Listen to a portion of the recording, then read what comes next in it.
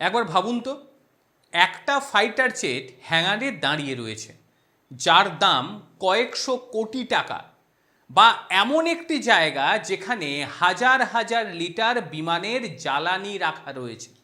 হঠাৎ সেখানে আগুন লাগলে ধোঁয়ায় চারিদিক অন্ধকার হয়ে যাবে, অসহ্য তাপ। এমন পরিস্থিতিতে কোনো মানুষের পক্ষে সেখানে যাওয়া কি সম্ভব? হয়তো না, কারণ সামান্য ভুল মানেই মৃত্যু। কিন্তু ভারতীয় বিমান বাহিনী এখন আর এই ঝুঁকির মুখে নেই।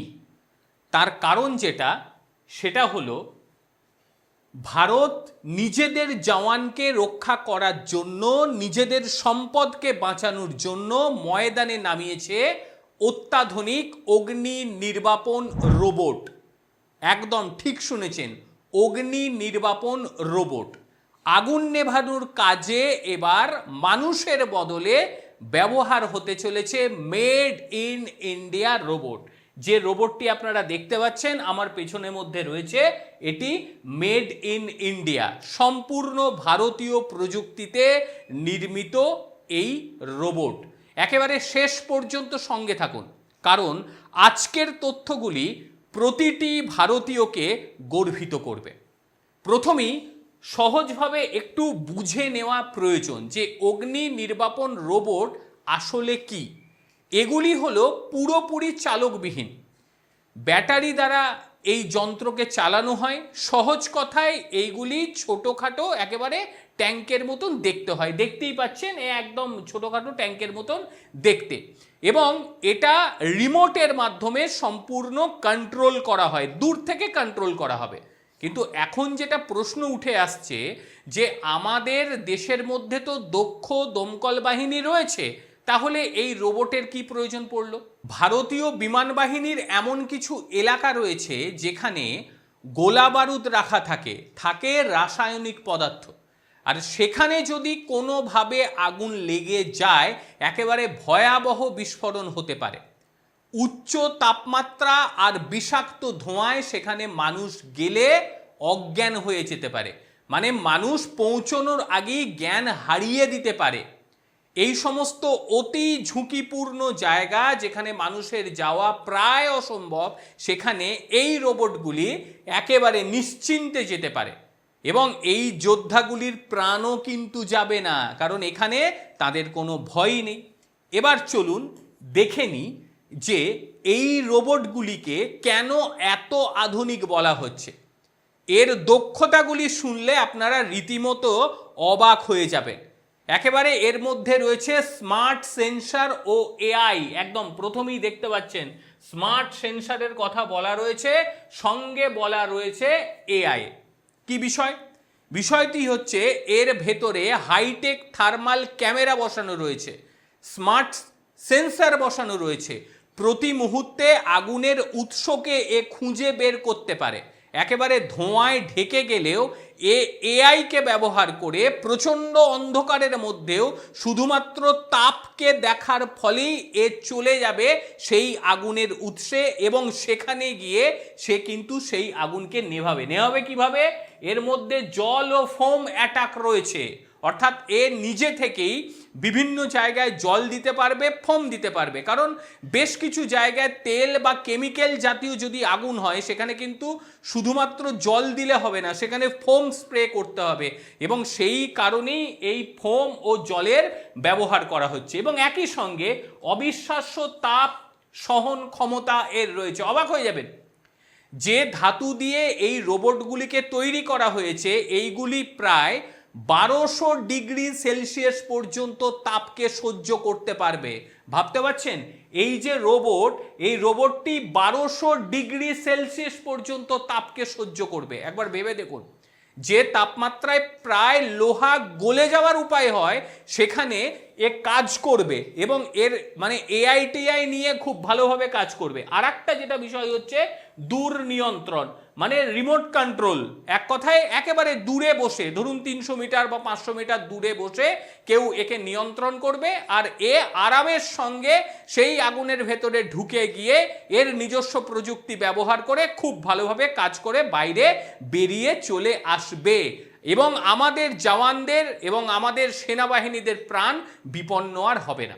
এবং এই প্রযুক্তি কিন্তু শুধুমাত্র যে ভারতের আছে তা নয়, বেশ কিছু আধুনিক দেশ তাদের কাছে এই প্রযুক্তি রয়েছে, যেমন আমেরিকা, ফ্রান্স, জাপান, চীনের মতন একদম প্রযুক্তি নির্ভর সুপার পাওয়ার দেশগুলির কাছে এই প্রযুক্তি রয়েছে। এবার ভারতবর্ষ এই তালিকায় নিজেদের নামকে লিখে ফেলল।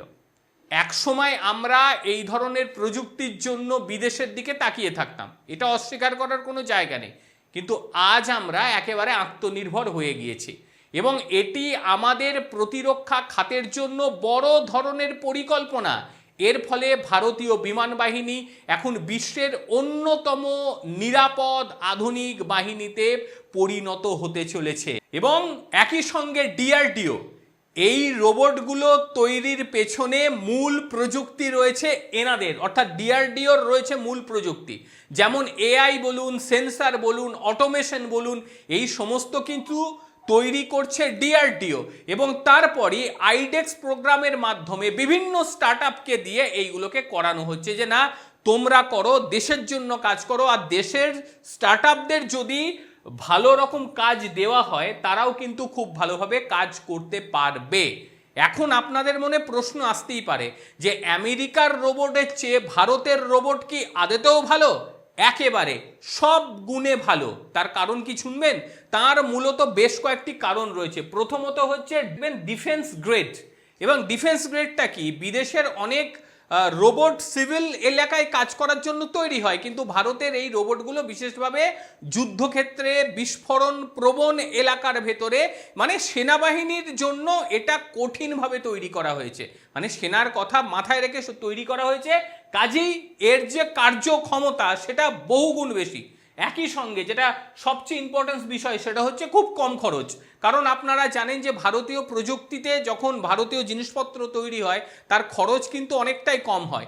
এর আগে আপনারা দেখেছেন ইসরো কিভাবে তার মিশনগুলোকে খুব কম টাকায় পরিচালিত করছে। ইসরোর কাছে এমনকি নাসা পর্যন্ত এসে বলছে আমাদের স্যাটেলাইট আপনারা লঞ্চ করুন, তার কারণ হচ্ছে আপনাদের খরচ অনেকটাই কম। আর সেই কারণে আমেরিকার তুলনায় ভারতের রোবট তৈরি করার খরচ অনেক কম এবং গুণমানে আমেরিকার থেকে বহুগুণ বেশি। আর একটা ইম্পর্টেন্স বিষয় সেটা হচ্ছে কাস্টমাইজেশন। এটা গুরুত্বপূর্ণ, আমাদের নিজেদেরই তৈরি, কাজেই এটাকে যখন আমরা আপডেট করব, এটা আপডেট করতে আমাদের কোনো রকম অসুবিধা পোয়াতে হবে না। কারণ এগুলো যদি আমরা বাইরে থেকে নিতাম সেই ক্ষেত্রে কাস্টমাইজেশন করতে আমাদের রীতিমতো বেগ পেতে হতো। এবং বিশেষ করে কারণ এই বিমানের ক্ষেত্রে আমরা দেখেছি যে কাস্টমাইজেশন করতে গিয়ে আমাদের কিভাবে সমস্যার মধ্যে আমাদের পড়তে হয়েছিল। সব মিলিয়ে একটা কথা অন্তত বলাই যেতে পারে যে ভারতবর্ষ কিন্তু নিজের রীতিমতো তৈরি হয়ে গিয়েছে, আধুনিক সজ্জায় সুসজ্জিত হয়ে গিয়েছে এবং এই রোবটগুলো প্রমাণ করে যে ভারত ঠিক কতটা আধুনিক হয়ে যাচ্ছে। এবং এই ক্ষেত্রে জওয়ানদের যেভাবে সুরক্ষা হবে ঠিক একইভাবে দেশের যে সম্পত্তি সেই সম্পত্তি নষ্ট হবে না। হঠাৎ করে আগুন লেগে গেলে চুপচাপ ওই কি বলবো হাতে হাত দিয়ে দেখা ছাড়া আমাদের কোনো উপায় থাকতো না, কিন্তু ভারতবর্ষ এই সমস্ত প্রযুক্তি আনার ফলে তারা কিন্তু আর চুপ করে বসে থাকবে না। উন্নততর প্রযুক্তি ব্যবহার, এআই এর ব্যবহার, উন্নততর কি বলবো সেন্সার ব্যবহারের ফলে ভারতবর্ষ এখন কিন্তু আর পিছিয়ে নেই। সবটা হচ্ছে ধার করা নয়, সবটা হচ্ছে মেড ইন ইন্ডিয়া, আত্মনির্ভর ভারতের সৌজন্যে। এটা ভেবে কিন্তু যথেষ্টই গর্বিত বোধ হয়। আপনাদের ঠিক কি মনে হয় ভারতবর্ষ যেভাবে এই রোবট তৈরি করছে কম পয়সায়, মানে আমেরিকার থেকেও গুণমানে ভালো, এই বিষয়টা ভাবতে আপনাদের ঠিক কীরকম লাগছে? আর কি মনে হয় আপনাদের এর ফলে ভারতের আগুন নেভানোর কাজ ঠিক কতটা সুচারু হবে? আর ভারতীয় বিমান বাহিনী এটা পাওয়ার ফলে ঠিক কতটা উপকৃত হতে চলেছে? অবশ্যই আপনারা আপনাদের মতামত জানাবেন। আর যদি আমার এই ভিডিওটি আপনাদের ভালো লেগে থাকে তাহলে অবশ্যই লাইক করবেন, শেয়ার করবেন এবং একই সঙ্গে সাবস্ক্রাইব করবেন, কারণ এই চ্যানেলে দেশের এই সমস্ত জিনিস নিয়েই আমরা আলোচনা করি, আড্ডা মারি। প্রত্যেকে ভালো থাকবেন, সুস্থ থাকবেন। আবারও দেখা হবে অন্য কোনো দিন অন্য কোনো ভিডিওতে। ততক্ষণের জন্য নমস্কার, ভালো থাকবেন।